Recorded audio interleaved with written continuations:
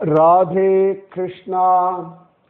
जय बोलो सीता रामचंद्र भगवान की जय। श्री राम जय राम जय जय राम। श्री राम जय राम जय जय राम। श्री राम जय राम जय जय राम। श्री राम जय राम जय जय राम। जय बोलो सीता रामचंद्र भगवान की जय। जय बोलो राष्ट्र गुरु समर्थ रामदास स्वामी की जय। மகோன்னதமான ராமன் ரொம்ப ஆச்சரியமான ஒரு வீரன், அசகாய சூரன். சகாயம் அப்படின்னா உதவின்னு அர்த்தம்.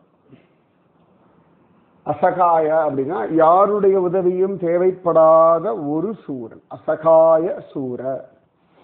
இப்படிதான் நம்முடைய நிகமாந்த மகா தேசிக சொல்றார். அத்தனை ஆச்சரியம் நம்ம ராமச்சந்திரமூர்த்தி.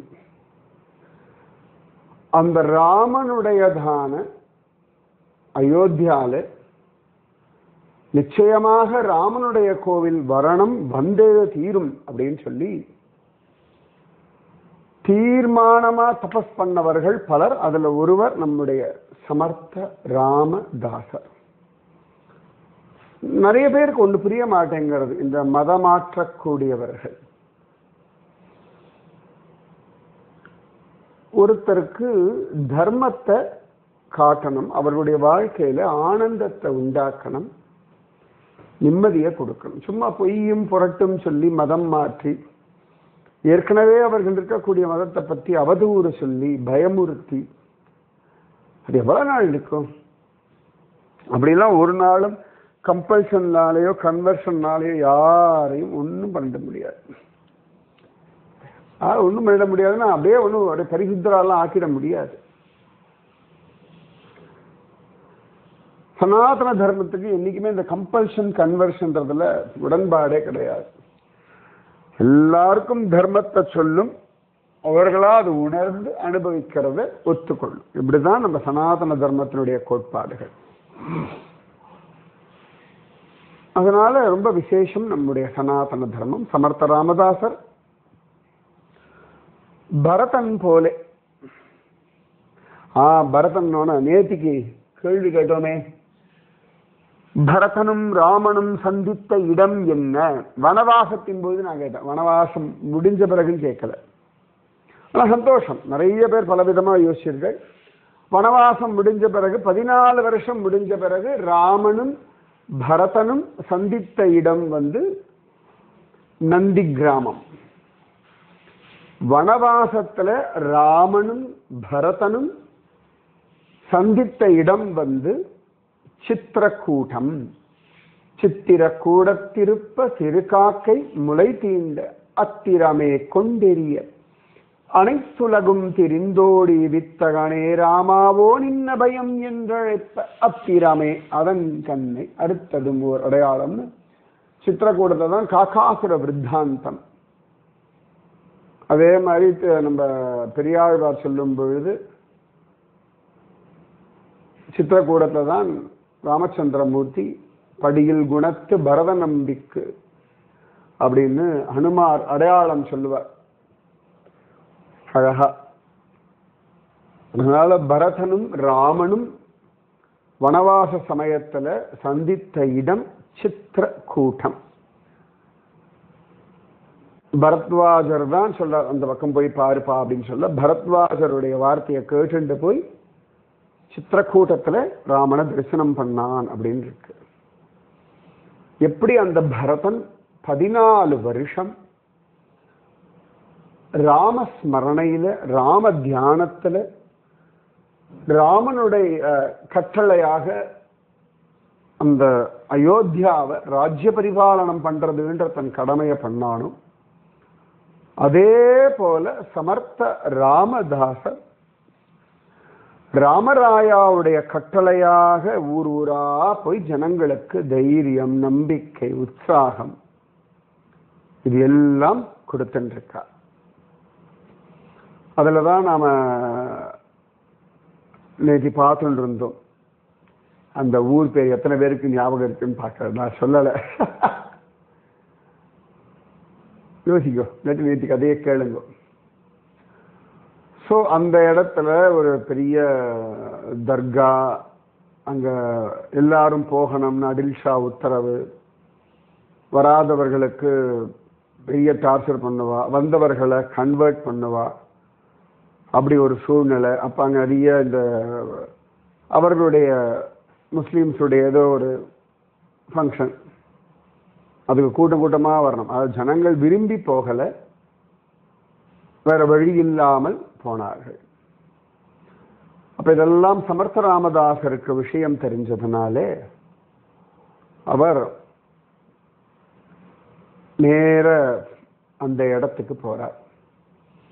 நிறைய பேர் பாடுறவர்கள், ஆடுறவர்கள், பேச்சாளர்கள் எல்லாரும் இந்த அடில் ஷாவை ரொம்ப கொண்டாடி, அவன்தான் இறைவனால் அனுப்பப்பட்டவன், தூதுவன் அப்படியெல்லாம் சொல்லுவாங்க இல்லையா. அப்படி சில பேர் அவனே இறைவனின் அவதாரம் இப்படி எல்லாம் சொல்லி ஜனங்கள் அப்படியே அதுல மயங்கும்படியா பண்றார்கள். அப்ப சமர்த்த ராமதாசர் எல்லாம் பார்த்துட்டு இருக்கார். ஒவ்வொருத்தரா பாடுறா பேசுறா, நடுவில் அடில் ஷா பெருமை எல்லாம் பேசுறா. சமர்த்த ராமதாசர் நடுவில் ஒரு கேப் கிடைச்சது. அவர் அழகா அது மேலே ஏறிட்டார், அந்த மேடை மேலே ஏறிட்டார். ஊர்ல ஒரு பெரிய மைதானத்துல ஒரு மேடை, அதுல இவர் ஏறியாச்சு. அவருடைய கையில அழகா ஒரு வாத்தியம், கஞ்சீரா அப்படின்னு சொல்லுவோம், வட்டமா இருக்கும். அது ஓரத்துல எல்லாம் ஜல் ஜல் சப்தம் வரும். தட்டினா அது சப்தம் வரும் ரொம்ப அழகா. தாம்பூரின் அப்படின்னு சொல்லுவா, டஃப் அப்படின்னு சொல்லுவா. நம்ம தமிழ்நாட்டில் கஞ்சீரான்னு சொல்லுவா. இந்த கச்சேரிலாம் நடக்கும்போது ஒரு கையில் அதை பிடிச்சிருந்து ஒரு கையில் இப்படி தட்டுவா, அது பேர் கஞ்சீரா அப்படின்னு பேர். ஸோ சமர்த்த ராமதாசர் அதை வச்சுண்டு மேடை மேலே ஏறார். சிஷ்யாளுக்கெல்லாம் ஒன்றும் புரியல, ஏன்னா என்ன பண்ண போறாருன்னு யாருக்கும் ஐடியாவே இல்லை. சமர்த்த ராமதாசர் காம்பீரியமா பேசுவார், புராண இதிகாச விஷயங்கள்லாம் சொல்லுவார், அப்படி தெரியும். இவருக்கு கஞ்சீராவை தூக்கிட்டு மேலே ஏறுறார் அப்படின்னு பார்க்குறார். ஏறினவர் அழகா கஞ்சீரா வாசிக்க ஆரம்பிச்சுட்டார். அந்த தாளம், அந்த ஸ்டைல், அந்த நாதம் அப்படியே அத்தனை பேரும் பிரமிச்சு போய் ஜனங்கள் எல்லாம் அப்படி உன்னிப்பா கவனிக்க ஆரம்பிச்சுட்டா. அங்கங்க பேசிட்டு இருந்தவர்கள் கூட இந்த கஞ்சீராவினுடைய நாதம் கேட்டு அப்படியே வசப்பட்டு நின்றுட்டா. சிஷ்யாளுக்கெல்லாம் ஆச்சரியமா இருக்கு, ஏன்னா அவளுக்கே தெரியாது இவர் இதெல்லாம் வாசிப்பாருன்னு.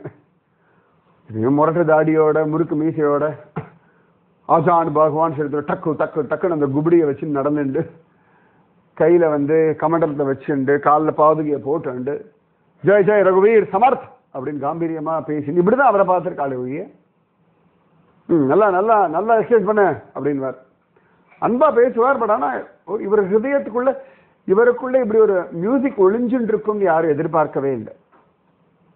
அப்ப அவர் பாட்டு நன்னா வாசிக்க, எல்லா ஜனங்களும் அப்படியே இந்த நாதத்துக்கு கட்டுண்டவர்களாகி ஜோரா அது அப்படி கேட்டு இருக்கா. நன்னா கொஞ்ச நேரம் வாச எல்லாரும் அப்படியே வசப்பட்டு பின் டிராப் சைலன்ஸ், எல்லாரும் மயங்கி இருக்கும்போது அழகா வாசிச்சு முடிச்சார். எல்லாரும் ஜோரா கையெல்லாம் தட்டி ஆர்ப்பரிச்சார்கள். எல்லாரும் வாவ் அப்படின்னு செலிப்ரேட் பண்ணாங்க. வரேவா, பேஷ் பேஷ், பலே பலே பலே, வாவ் அப்படின்னு, வரேவா அப்படின்னு. அப்ப சமர்த்த ராமதாசர் பார்த்தார், இப்ப ஜனங்களுடைய கவனம் எல்லாம் தன் மேல இருக்கு. இப்ப நான் ஏதானு சொன்னா ஜனங்களுக்கு நிச்சயமா புரியும், அவ காது கொடுத்து கேட்பார்கள். என்ன டாக்டிக்ஸ் பார்த்துக்கோங்க. இந்த சாதுரியம் வேணும். எல்லா இடங்கள்லையும் ஆர்கியூ பண்ணிண்டு சண்டை போட்டுண்டு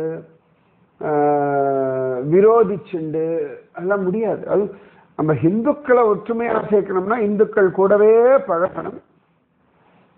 அவர்களுக்கு எல்லாருக்கும் நம்ம மேல் நம்பிக்கை வரணும், அன்பு வரணும், எல்லாரும் அக்கறையோடு இருக்கணும். அப்ப நம்ம விஷயத்தை சொன்னா அவ கேட்பான்.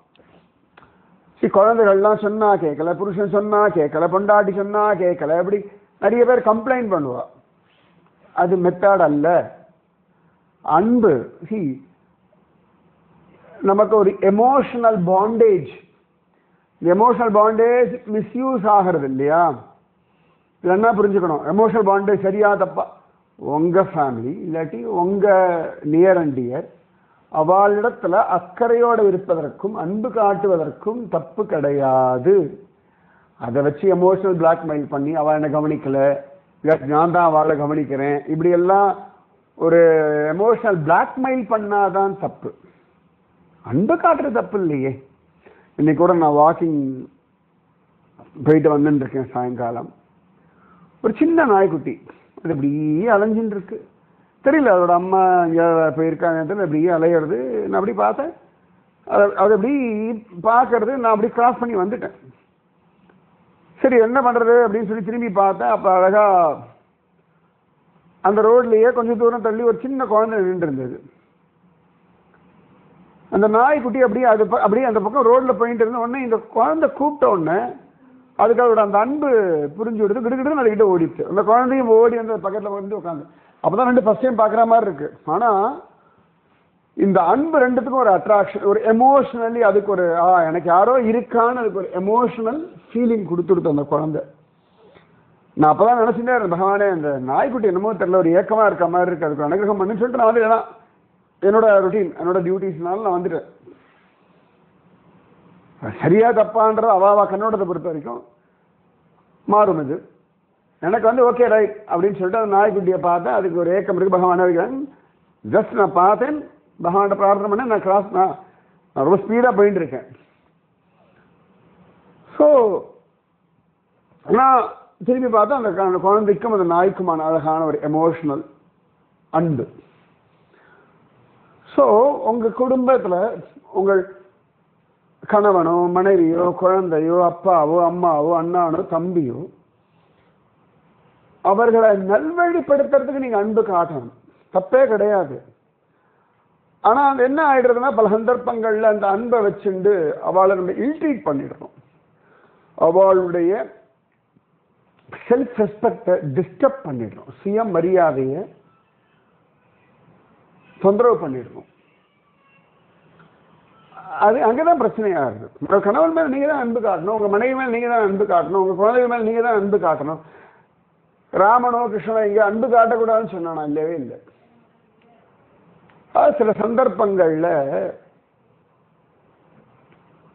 சில விரக்தர்கள் அவர்களுக்காக சில விஷயங்கள் சொல்லப்பட்டது. நம்ம ஒரு குடும்பத்தில் இருக்கோம்னா குடும்பத்துக்கு தகுந்தாற் போல நம்முடைய எண்ணங்கள் செயல்கள் எல்லாமே இருக்கணும். இதே நானே தான் சொல்றேன். சங்கரருடைய ஸ்லோகம் எல்லாம் உண்டு. மாதா நாஸ்தி பிதா நாஸ்தி நாஸ்தி பந்து சகோதரக அர்த்தம் நாஸ்தி கிரகம் நாஸ்தி தஸ்மா ஜாகிரத ஜாகிரத. அம்மா இல்லை, அப்பா இல்லை, பந்து இல்லை, சகோதரத்துவம் இல்லை, சகோதரத்துவம் இல்லை, வீடு இல்லை, வாசல் இல்லை, ஜாகிரத ஜாகிரத. அதாவது இதெல்லாம் என்னன்னா எதுவும் நிரந்தரம் இல்லை அப்படின்னு அர்த்தம். அதுக்காக சொன்ன விஷயங்கள் இது நிறைய இருக்கு. டீட்டெயில்ல அப்புறமா பேசுவோம் நம்ம. ஸோ சமர்த்த ராமதாசர் பார்க்கிறார் இந்த ஜனங்களுக்கெல்லாம் அன்பு காட்டுறேன். ஏன்னா அன்பு காட்டினோம்னா ஒரு தைரியம் வந்துடும். ஸோ அவளுக்கு அன்பு காட்டுறதுக்கு இந்த ஜனங்களுக்கு இசை அதுல மயங்குவாங்க. அதனால தானே மதமாற்றக்கூடியவர்கள்லாம் நம்முடைய இசையை வச்சுண்டு நம்ம ஜனங்களை இழுக்கிறா. கவனிச்சு பாருங்க. நாத பிரம்மம்னு சொல்லிட்டு அந்த இசையை நாம் தெய்வ அனுபவத்துக்காக வச்சுருந்தா அது உருமாறி பேரை மாற்றி அவளுக்காக யூஸ் பண்ணிட்டு இருக்கா. ரைட்டா? ஆனா இங்க சமர்த்த ராமதாசர் அந்த மியூசிக்கை ரொம்ப பாசிட்டிவா நியாயமா உபயோகப்படுத்துறார். ரொம்ப அழகான ஒரு மெத்தட் இல்லையா? அது புரிஞ்சுக்கோங்க. எல்லா இடத்துலையுமே நீங்க ஒரு ஓப்பன் புக்காவோ இல்லாட்டி எல்லாத்தையும் வெளிப்படையா பேசினா இருக்க முடியாது. சில சில சந்தர்ப்பங்கள்ல சாத்திரியமாகவும் ஸ்மார்ட்னஸ் ரொம்ப அவசியம். இப்ப ஜனங்கள்லாம் அப்படி பார்க்கும் பொழுது சமர்த்த ராமதாசர் சொல்றார், நீங்க எல்லாம் நிறைய பேர் இந்த ராஜ்யத்தை ஆண்டு இருக்கிறத பத்தி ரொம்ப வார்த்தை பிரயோகம் ரொம்ப அழகா சொல்றார். ராஜ்யத்தை ஆண்டு இருக்கிறத பத்தி நம்மலாம் சொன்னேன். எனக்கு சில கேள்விகள் உண்டு. அந்த கேள்விகளுக்கெல்லாம் அவரிடத்துல இருந்து அவர் தான் எல்லாம், அவருக்கு எல்லாம் தெரியுமெல்லாம் சொல்றீர்கள்.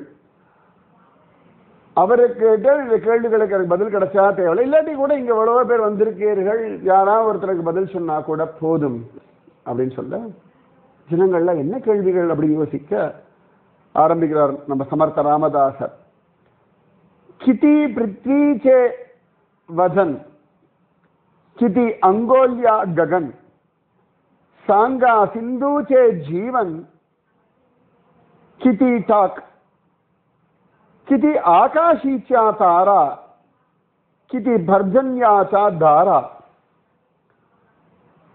तृण भूमिवर चतुरा संख्या सांगा वायुसरे उडती सांगा अणुरेणुं किति लक्ष्य चौर्याशे उत्पत्ति संख्या सांगा अतराभार वनस्पति भूमंडली पाणी किति पुष्पे फले जाति किति संख्या सांगा ऐका जे जे पुशिले तुम्ह ते ते आता सांगा आम्हा ஒன்றும் புரியல. மராட்டி நம்ம பாஷையிலே புரியாது. மராட்டி ரொம்ப அழகான கேள்விகள். அதாவது ஜனங்கள் மேல அக்கறை கொண்டு அவர் உள்ளுக்குள்ள அப்படி கேள்வி பிரிக்கிறது ராமராயாவினுடைய ஸ்பெஷாலிட்டி. கேட்கிறார், கிதி பிருத்வீச்சே வதன் கிதி அங்கோல்யா ககன். பூமியோட வெயிட் என்ன? நம்ம கையால உடம்பு அளந்தோம்னா, அவரவர் கையால அளந்தோம்னா 8 எஞ்சான் உடம்புன்னு சொல்லுவோம் ஐயா. என்சான் உடம்பிற்கு சிரசே பிரதானம் அப்படின்னு ஒரு வசனம் உண்டு. அவரவர்கள் கையால சுண்டு வரலேருந்து கட்டவர்கள் அளவு அப்படி அழிச்சு எடுத்தோம்னா கை சுண்டு வரல் கை கட்டவருடைய ஜான்னு சொல்லணும் இல்லையா? 8 ஜான் அளவு நம்முடைய உடம்பு. அந்த மாதிரி எத்தனை ஜான் அளவு நம்முடைய ஆகாசம். பூமிக்கு என்ன கணம், ஆகாசம் எத்தனை அளவு. சாங்கா சிந்தூச்சே ஜீவன் கிதி டாக். எத்தனை துளிகள் சேர்ந்தா ஒரு கடல், கடல்ல எத்தனை துளிகள் இருக்கு, எத்தனை drops of water is there in the ocean. கிதி ஆகாஷீச்சா தாரா கிதி பர்ஜன்யாச்சா தாரா. ஆகாசத்துல எத்தனை நட்சத்திரங்கள் இருக்கு, ஒரு மேகத்துல எத்தனை நீர் துளி இருக்கு. எப்போ இந்த கேள்வியோட ஸ்மார்ட்டா இருக்குல்ல. திருண பூமி வர சதுரா சங்கியா சாங்கா. ஓ பெரிய புத்திசாலிகளே, பூமியில் நிறைய புல் எல்லாம் இருக்கு, எவ்வளவு இருக்கும், ஒரு கணக்கு இருக்குமா, எனக்கு சொல்ல முடியுமா? வாயு சரே உடத்தி உத்தி சாங்கா அணுரேனு கிதி. அப்படி வாயு அப்படி வீசிண்டே இருக்கு. அந்த காத்துல எவ்வளவு அணுக்கள் இருக்கும், ஆட்டம்ஸ் இருக்கும். லட்சிய சௌர்யாயேஷி உற்பத்தி சாங்கியா சங்கா. மொத்தம் 84 லட்சம் யோனிகள் உண்டுன்னு சொல்றா. அது ஒவ்வொன்றத்திலையும் எவ்வளவு இருக்கும், அதாவது ஊர்வன, நடப்பன, பரப்பனை இப்படிலாம் உண்டு இல்லையா? அதாவது வியர்வையிலிருந்து உண்டாகக்கூடியது, முட்டையிலிருந்து உண்டாகக்கூடியது, விதைகள்லேருந்து உண்டாகக்கூடியது, கர்ப்பத்திலிருந்து உண்டாகக்கூடியது. ஸோ மனுஷர்கள், மிருகங்கள், பறவைகள், புழு பூச்சிகள், மரம் செடி கொடிகள், இந்த மாதிரி 84 லட்சம் விதமான சரீரங்கள் அப்படின்லாம் கேட்குறாரு. அதில் எவ்வளோ இருக்கும்? அப்புறம் அதுலேயே இப்போ கேட் ஃபேமிலின்னு சொல்லுவோம். கேட் ஃபேமிலின்னா அதில் பூனையிலேருந்து ஆரம்பித்து சிங்கம், புலி, சிறுத்தை புலி எல்லாமும் உண்டு, எல்லாம் வரும். 84 லட்சம் ஷரீர பேதங்கள், வெரைட்டிஸ் ஆஃப் ஷரீரம். வெறும் 84 லட்சம் மட்டும் கவுண்ட் கிடையாது. அதில் மனுஷா கவுண்ட் எவ்வளோ, அப்புறமா மரங்கள் கவுண்ட் எவ்வளோ,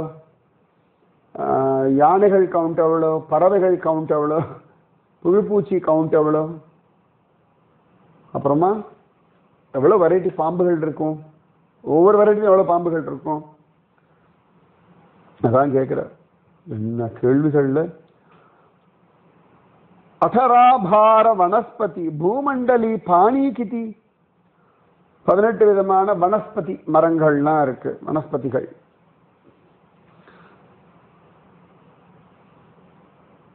அப்ப அவைகள்லாம் வரத்துக்கான அளவுக்கு தண்ணி, பூமியில் எவ்வளவு தண்ணி இருக்கு. தண்ணி இருந்தாதானே இவைகள்லாம் வளரும். அப்ப பூமியில் எவ்வளவு தண்ணி இருக்கு, எவ்வளவு லிட்டர்ஸ் ஆஃப் வாட்டர். புஷ்பே பலே ஜாதி கீதி கிதி சங்கியா சாங்கா, எத்தனை விதமான பூக்கள் பழங்கள் இருக்கு. ஒவ்வொன்றுத்தையும் எவ்வளோ வெரைட்டி இருக்கும். மாம்பழம்னா எத்தனை வெரைட்டி, வாழைப்பழம்னா எத்தனை வெரைட்டி, பலாப்பழம்னா எத்தனை வெரைட்டி, ஆப்பிளில் எத்தனை வெரைட்டி, செரி அதில் எத்தனை வெரைட்டி. நமக்கு தெரிஞ்ச பழங்களே சொல்லுவோம், இந்த நிறைய இருக்க பழங்கள். மாம்பழத்தை சேலத்து மாம்பழம்னுவோம், அல்ஃபோன்சா மாம்பழம் சொல்லுவோம், அப்புறமா தாத்தாச்சாரியா தோட்டத்தோட இமாம் பசந்துன்னு சொல்லுவோம். நல்லாமோ உண்டு. மாதிரி எத்தனை வெரைட்டி இருக்கு எல்லாம் கேட்குறாரு. எத்தனை விதமான பூக்கள், மல்லி, ஜாதி மல்லி, நித்திய மல்லி, செண்டு மல்லி, குண்டு மல்லி, மதுரை குண்டு மல்லி, முல்லை, சந்தன முல்லை, என்னெல்லாமோ லைனாக சொல்லிட்டு இருப்போம். ஜாதி மல்லியே நான் பார்த்துருக்கேன், பிச்சி பூன்னு சொல்லுவோம். சென்னையிலலாம் பார்த்தா ஒரு ஓரத்தில் ஒரு சேப்பு கரை மாதிரி இருக்கும். அந்த முட்டில் ஒரே ஒரு ஓரத்தில் ஒரு கோடு இருக்கும். அதே திருநெல்வேலி பக்கம் அங்கெல்லாம் பார்த்தா அந்த சேப்பு கோடு இல்லாத ஜாதி மல்லி அங்கதான் பார்த்துருக்கேன் நான். ஜாதி மல்லி மாதிரியே ஒரு காட்டுப்பூ உண்டு, அப்படியே இருக்கும் ஜாதி மல்லி மாதிரியே, ஆனா வாசமே இருக்காது. அந்த மாதிரிலாம் வெரைட்டி இருக்கு, எத்தனை சொல்லுங்க அப்படின்றாரு. ஐகா ஜே ஜே புஷிலே தும தே தே ஆதா சாங்கா ஆமா. நான் எல்லா கேள்வி கேட்டாச்சு, இப்ப நிறைய எல்லாரும் பதில் சொல்லுங்க எனக்கு அப்படின்றார். என்ன கேள்விகள்ல இதை கேட்கறதுக்கும் அவருக்கு ஒரு தைரியம் வரணுமே, ஒரு புத்தி சாதுரியம் வரணுமே. இல்ல அசாத்தியம். ஜனங்கள்லாம் வாயடைச்சு போயிட்டா. ஓ, இதெல்லாம் நம்ம யோசிச்சதே இல்லையே, ஆஹா எவ்வளோ பெரியவர் இவர் அப்படின்னு எல்லாம் பிரமிச்சு போக நம்ம சமர்த்த ராமதாசர் இப்படி பார்த்தார். ஜனங்கள் எல்லாம் கேள்வியில அழகா செட்டில் ஆயாச்சு அப்படின்னு தீர்மானம் பண்ணார். சொன்னார், இந்த எல்லா விஷயத்துக்கும் ஆதி ராமராயா. சரியா? அவனுக்குதான் இது எல்லாம் உள்ளபடி தெரியும், வேற யாருக்கும் தெரியாது. பூமண்டலம் முழுக்க இருக்கக்கூடியத, பூமண்டலம் தாண்டி இருக்கக்கூடிய விஷயங்கள் ராமராயாவுக்கு நிஜமாவே பகவான் எவ்வளவு பெரியவன்றதற்கான நிரூபணம் இந்த கேள்விகள். பூமியின் கணம் என்ன, ஆகாசத்தின் அளவு என்ன, கடலில் உள்ள நீர்த்துளிகள் எத்தனை, மேகத்தில் இருக்கக்கூடிய மழைத்துளிகள் எத்தனை, ஆகாசத்தில் உள்ள நட்சத்திரங்கள் எத்தனை, பூமியில் உள்ள 84 லட்சம் விதமான யோனிகள்ல இருக்கக்கூடிய உயிரினங்களுடைய கணக்குகள் எத்தனை, பூமியில் வாழ்வதற்காக இருக்கக்கூடிய தண்ணீரின் அளவு எவ்வளவு. அப்பா, என்ன கேள்விகள்! எத்தனை விதமான பூக்கள், எத்தனை விதமான பழங்கள், இப்படி எல்லாம் கேள்வி. அசாத்தியம் இல்லையா? அதான் சமர்த்தன். சும்மா இல்ல, சமர்த்தன்டான ராமராயாவே சொன்னான, நிஜமாவே சமர்த்தன் தான். அப்ப எல்லாரும் பிரமிச்சு போக சொல்லிட்ட.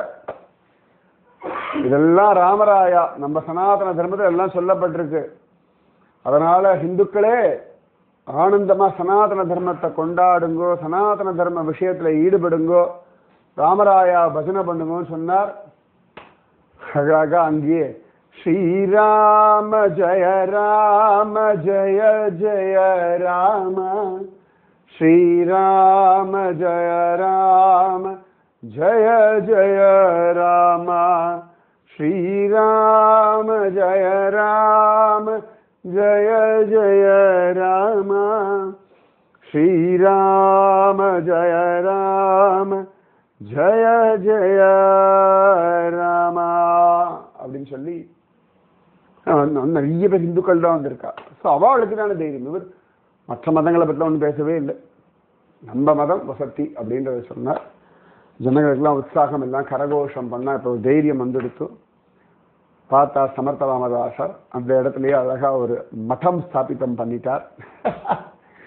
அங்க ஒரு அந்த மடாதிபதியாக யாரு, நம்ம அம்பாஜி, யாரு கல்யாண சுவாமியோட தம்பி தத்தாத்திரேயர் அங்க நியமிச்சா. கூடவே அம்மாவை அங்க எடுத்து வச்சா. சூப்பர்ல. அதெல்லாம் நம்மால் கெட்டிக்கார். ராஷ்டிர குரு இல்ல, விளையாட்டா. ஸோ இப்படியும் சனாதன தர்மத்தை அவர் காப்பாற்றிருக்கார். அப்புறம் இன்னி கேள்வி, பரதன் விஷயம் சொல்லிட்டேன். பரதன் ராமன், பரதன் சம்பந்தப்பட்ட இன்னொரு விஷயம் கேள்வியே கேட்போம். பரதனோடு சம்பந்தப்பட்ட கேள்விகள். பரதனுடைய மனைவியின் பெயர் என்ன, லக்ஷ்மணனின் மனைவி பெயர் என்ன, சத்ருக்னனின் மனைவி பெயர் என்ன? ராமனுடைய மனைவி பேர் உங்க எல்லாருக்கும் தெரியும், எனக்கும் தெரியுமே. பரதன், லக்ஷ்மணன், சத்ருகனன் இவர்களுடைய மனைவிகளின் பெயர்கள் என்ன? Let's learn Ramayana. ராதே கிருஷ்ணா. जय बोलो सीता रामचंद्र भगवान की जय. जय बोलो राष्ट्र गुरु समर्थ रामदास स्वामी की जय. जय जय जय जय. राधे कृष्णा.